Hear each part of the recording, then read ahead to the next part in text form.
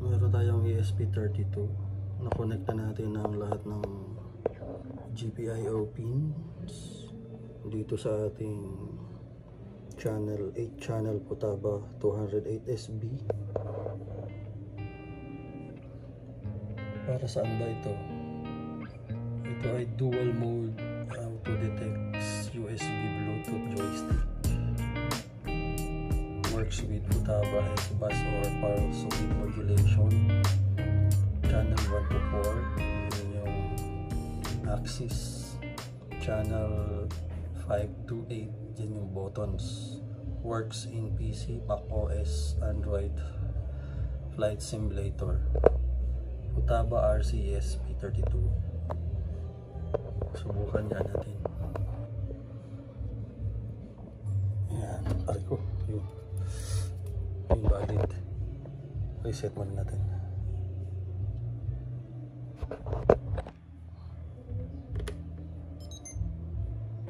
Okay. Yun. Nag-connect na.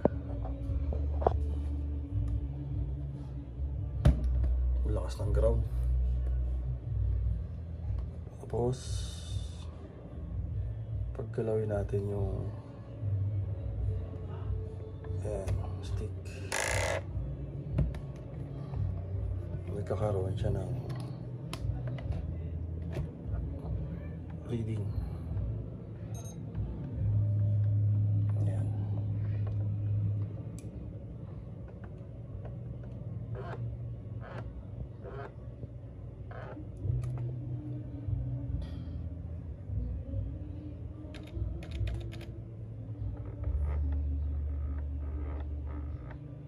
Okay.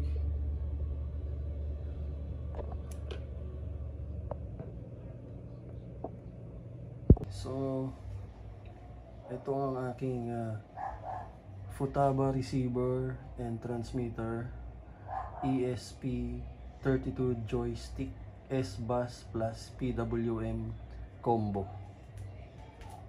So, kukonect ko na yung USB sa ating ESP32.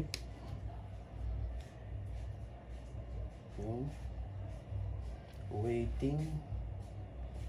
Power on ko na ang transmitter. Ayan na. Lumabas na. Nag-receive na ang signal.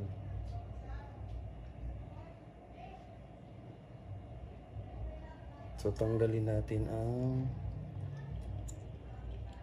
S-Bus. Ayan, para puro PWM.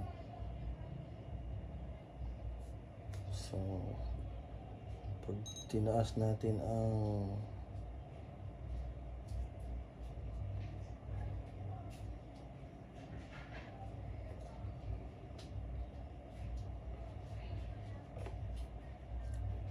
ito yung kanyang throttle, nasa axis na Z. Tapos ang kanyang aileron ay nasa saan yung nagbabago na number. Ito pa rin ang Z.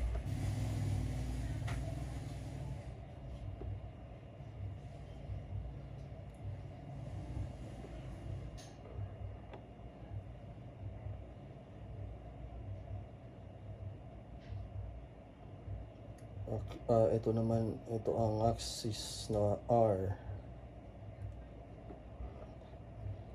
Z, tapos ito ang R. Ito naman ang Y. Ito ang X. Okay. So, abangan ang susunod na kabanata. Bye-bye!